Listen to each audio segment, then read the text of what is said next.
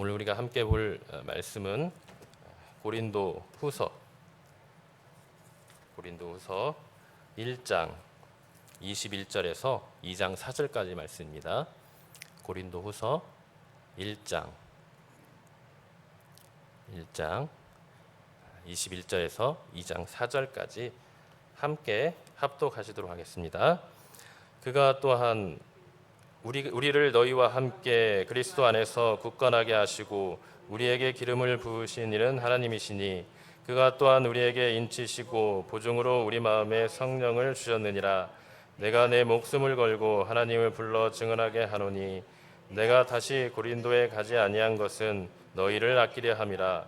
우리가 너희 믿음을 증언하려는 것이 아니요 오직 너희 기쁨을 돕는 자가 되려 함이니 이는 너희가 믿음에 섰음이라. 내가 다시는 너희에게 근심 중에 나아가지 아니하기로 스스로 결심하였노니 내가 너희를 근심하게 한다면 내가 근심하게 한 자밖에 나를 기쁘게 할 자가 누구냐. 내가 이같이 쓴 것은 내가 갈 때에 마땅히 나를 기쁘게 할 자로부터 도리어 근심을 얻을까 염려하며 또 너희 모두에 대한 나의 기쁨이 너희 모두의 기쁨인 줄 확신함이로라. 내가 마음에 큰 눌림과 걱정이 있어 많은 눈물로 너희에게 쏟노니 이는 너희로 근심하게 하려 한 것이 아니요 오직 내가 너희를 향하여 넘치는 사랑이 있음을 너희로 알게 하려 함이라. 아멘.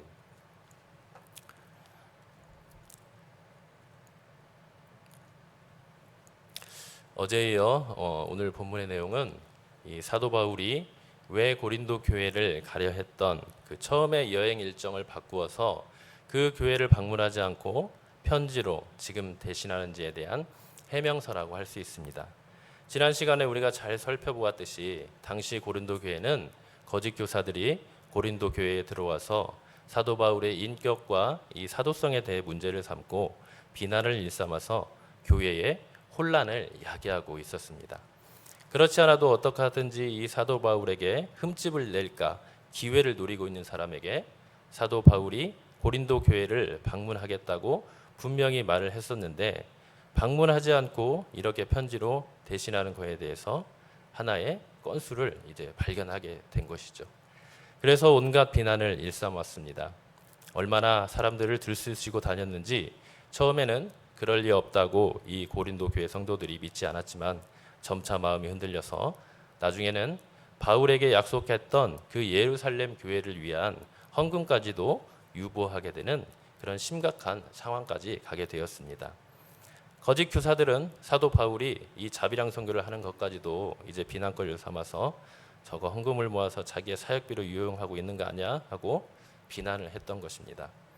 여러분이 만약 사도 바울이라면 이런 상황에서 어떻게 하시겠습니까? 만약에 제가 사도 바울이었다면 저는 당장에 갔을 것도 같습니다. 만사를 제쳐두고 당장 고린도교에 가서 이 악한 거짓 교사들을 책망하고 모든 오해를 다 종식시켜 쓸데없는 오해를 받으며 사역하지 않으려고 했을지도 모릅니다. 하지만 사도 바울은 고린도 교회 성도들을 아끼고 사랑하는 마음으로 참고 기다리기로 결정을 내립니다. 내용 관찰 1번입니다. 바울은 자신이 고린도 방문 계획을 변경한 이유가 무엇이라고 말하고 있습니까? 23절을 보면 사도 바울이 고린도 교회 성도를 향해 이렇게 말합니다. 내가 다시 고린도에 가지 아니한 것은 너희를 아끼려 함이라.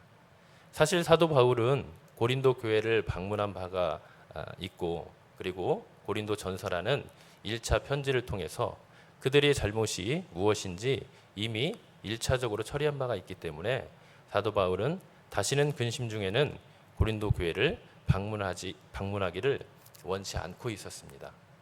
그 이후로 고린도 교회 성도들의 마음은 어땠을까요?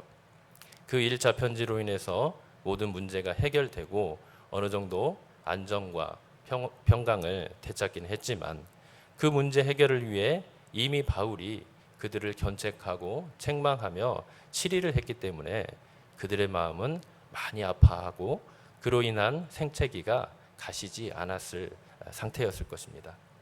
바울은 그러한 고린도 교회 성도들을 생각할 때마다 마음이 너무 아프고 힘들었을 것입니다.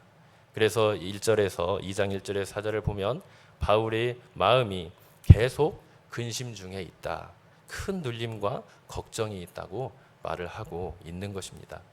그렇게 바울과 고린도 교회 성도들이 함께 아파하고 힘들어하고 있는 상황 속에서 바울이 또다시 고린도 교회를 방문하기는 쉽지 않았을 것입니다. 그래서 바울은 결국 아비의 심정으로 그들을 아끼고 사랑하는 마음으로 그들에게 또다시 큰 아픔과 고통을 주지 않기 위해 고린도 방문 계획을 변경하게 됩니다. 또 한 가지 그들의 믿음의 성숙함을 보았기 때문입니다. 24절에 보면 고린도 성도들이 이제는 믿음에 서 있다고 합니다. 바울이 고린도 교회에 1차 편지를 쓰고 나서 이제 그들이 자신들의 문제를 해결하고 하나님 말씀 가운데 믿음 위에 바로 서 있다는 것입니다. 이런 상황에서 바울은 더 이상 방문하지 않아도 된다는 결정을 내리고 오히려 편지를 써서 그들의 믿음과 기쁨을 돕는 자가 되었습니다. 그래서 사도 바울은 진정 사랑하는 성도들과 기쁨 가운데 만나는 것, 기쁨의 해우를 원하고 있는 것입니다. 내용 관찰 2번입니다. 고린도 방문 계획을 변경한 후에 바울이 취한 조치는 어떤 것이었습니까? 바울은 그가 고린도 교회를 방문하여 다시 한번 그들을 견책하고 치리한다면 아직까지 책망과 치리의 아픔과 고통의 그 생책이 가시지 않은 그들에게 너무 큰 상처를 주는 것임을 잘 알고 있었기에 고린도 방문 계획을 취소하고 다시 편지를 쓰기로 이제 결정을 하지요. 그래서 그 이유를 3절에서 보면 도리어 근심을 얻을까 염려함 때문이라고 합니다. 그래서 4절을 보면 바울은 편지를 쓸 때 큰 눌림과 걱정이 있어 많은 눈물로 썼다고 합니다. 하지만 그렇게 하는 것이 바로 바울의 그들을 향한 진심 어리고 한없는 사랑이었다고 말을 하고 있죠. 4절 마지막을 보면 오직 내가 너희를 향하여 넘치는 사랑이 있음을 너희로 알게 하려 함이라. 바울에게 그들은 정말 아픈 손가락이었지만 그들을 너무 사랑하기에 책망과 치리보다는 그들에게 편지를 보내 자신이 그들을 얼마나 아끼고 사랑하는지를 보여준 것입니다. 비록 지금은 혼란에 빠져 있고 자신의 진심을 알아주지 않아서 지금 사도 바울의 마음에 큰 눌림을 주고 있지만 고린도 교회를 세우신 분이 하나님이시기 때문에 그리고 그 보증으로 성령을 주셨고 그 성령께서 마침내 착한 일을 시작하셨을 뿐만 아니라 완성하실 것을 확신하기 때문에 사도 바울은 소망을 잃지 않고 있는 것입니다. 사도 바울의 고백은 그래서 이렇습니다. 우리를 너희와 함께 그리스도 안에서 굳건하게 하시고 우리에게 기름을 부으시는 하나님이시니 이것이 바로 사도 바울의 고백이 되는 것입니다. 사도 바울은 고린도 교회를 책망하기보다는 부모의 마음을 가지고 다시 한번 기회를 줌으로써 고린도 교회 성도들이 보다 성숙한 모습으로 사도 바울과 기쁨과 감격 가운데 만날 수 있기를 소망하고 있는 것입니다. 그리고 지금 사도 바울은 고린도 교회 성도들을 향해서 고린도 교회 성도들이 단 한 가지만은 꼭 기억해 주기를 바라고 있습니다. 내가 너희를 얼마나 사랑하는지. 정말 사도 바울의 마음에 넘치는 사랑이 있다는 것을 교회 성도들이 알아주기를 간절히 원하고 있습니다. 그래서 직접 방문해서 치료하는 대신에 눈물로 편지를 쓰고 있는 것입니다. 연구와 묵상 3번입니다.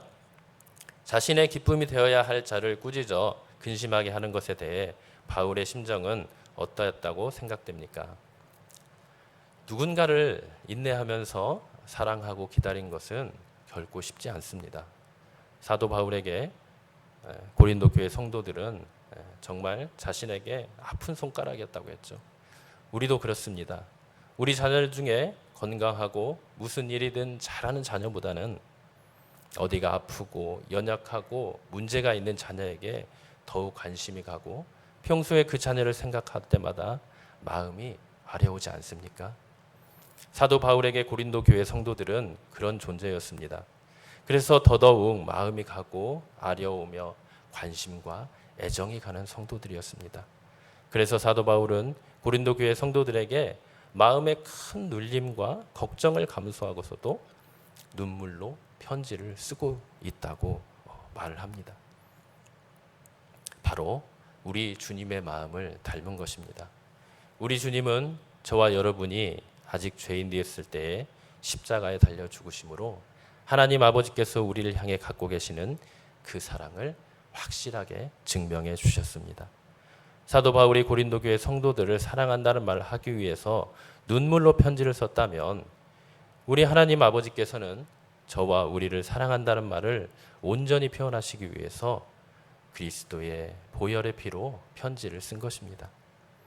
그렇다면 성경은 어쩌면 그리스도의 피로 쓰여진 하나님의 편지라고 할 수 있는 것입니다. 여러분, 분해간 아들이 어머니의 눈물 자국이 묻어있는 편지를 받을 때 감격하지 않을 수 없을 것입니다. 어머니가 나를 사랑하는구나. 내가 힘을 내야지. 여러분, 그리스도의 피로 쓰여진 이 성경 말씀 속에서 하나님의 사랑을 확신하시기 바랍니다. 저와 여러분을 독생자를 아낌없이 주이시기까지 사랑하신 그 하나님의 사랑을 확신하시고 그분이 독생자도 아끼지 아니하셨는데 그분의 선하심을 굳게 믿고 어떠한 형편 가운데서도 하나님, 주님이 저를 사랑하십니다. 굳게 믿습니다. 고백하시기 바랍니다. 그리고 우리가 흔들리지 않도록 두려워하지 않도록 부족한 우리를 잡아주십시오. 이렇게 고백하며 오늘 하루도 그 사랑 가운데 승리하시기 바랍니다. 느낀 점 4번입니다. 사람의 마음을 아프게 하는 것만큼 부담스러워하는 것은 없습니다. 그러나 잘못을 바로잡기 위해 그 부담을 직면해야 되는 바울의 심정이 어떠한 의미로 다가옵니까? 저는 이 본문을 묵상하며 사도 바울의 심정이 마치 저와 여러분을 향한 하나님 아버지의 마음과 흡사 비슷하다는 생각을 하게 되었습니다. 주님을 영접한 후에도 때론 죄악 가운데 헤매할 때가 있지 않습니까? 지금 잠시 돌아보아도 얼굴이 벌겋게 달아올 정도로 부끄러운 순간들 아마 한두 번 정도는 있을 것입니다. 상상해 보십시오.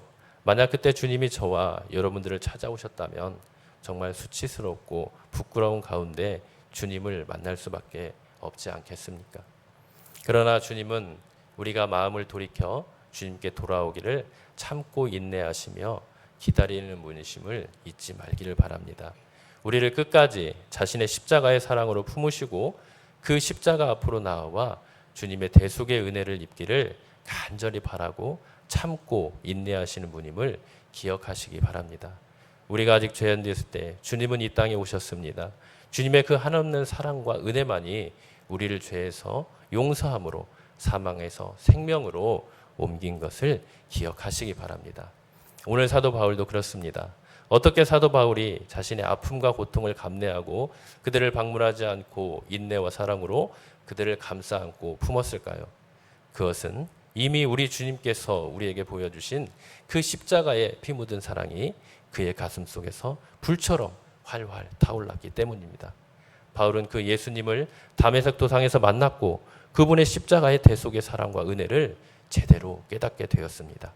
그리고 이제는 그 사랑과 은혜로 본인도 살아가고 다른 사람들도 사랑하고 용서하며 살아갈 수 있습니다. 이제는 우리도 그러한 삶을 살아야 되겠지요. 날마다 우리 주님의 십자가 앞으로 나아가 그 십자가의 대속의 은혜와 사랑 가운데 풍성히 잠겨 그 사랑으로 모든 우리의 아픔과 고통과 염려와 근심과 걱정을 이기고 또 우리 안에 있는 많은 죄로 인한 아픔과 생채기들을 십자가의 그 피로 씻어내시기 바랍니다. 결단과 적용 5번입니다.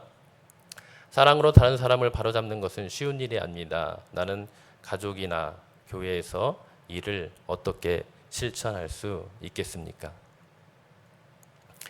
사랑하는 성도 여러분, 거짓 교사들이 사도 바울에 대한 온갖 비난과 정죄로 고린도 교회 성도들의 마음을 흔들어 놓았다면 지금 사단과 세상은 저와 여러분들의 마음속에 하나님의 사랑을 의심하도록 끊임없이 속삭이고 있다는 것을 아시기 바랍니다. 과연 하나님이 나를 이 세상 속에서 부끄러움을 당하지 않도록 끝까지 책임져 주실 수 있을까? 과연 그분이 약속하신 대로 세상 끝날까지 나와 함께 하시겠다는 그 약속을 지키고 계신 것인지 끊임없이 저와 여러분들의 마음에 속삭이고 있는 것입니다. 우리가 때로는 사단의 거짓에 속아서 하나님의 사랑에 대한 의심이 사로잡히고 그저 세상의 풍조에 휩쓸려 정말 널브러져 살아갈 때도 종종 있습니다. 그러나 그 그리스도의 사랑이 우리를 강권하시는 것을 믿으시기 바랍니다. 그 사랑에 늘 젖으시고 그 사랑을 늘 묵상하시고 그 사랑에 압도되어 그 사랑 가운데로 우리의 승리의 삶을 살아가는 여러분들이 되기를 간절히 바랍니다. 오늘의 기도입니다. 함께 읽도록 하겠습니다. 주님, 제가 사람을 돕는 데 있어서 상대의 마음을 깊고 섬세하게 배려할 수 있도록 도우소서. 아멘. 이 시간 말씀을 생각하시며 기도하시고요. 또 우리 연약한 지체들을 위하여 기도하시고 또 수혜를 당해 힘들어하는 우리 이웃들을 위해 기도해 주시고 우리 교회와 또 모든 지체들을 위하여서 함께 주여 한번 외치고 기도하겠습니다.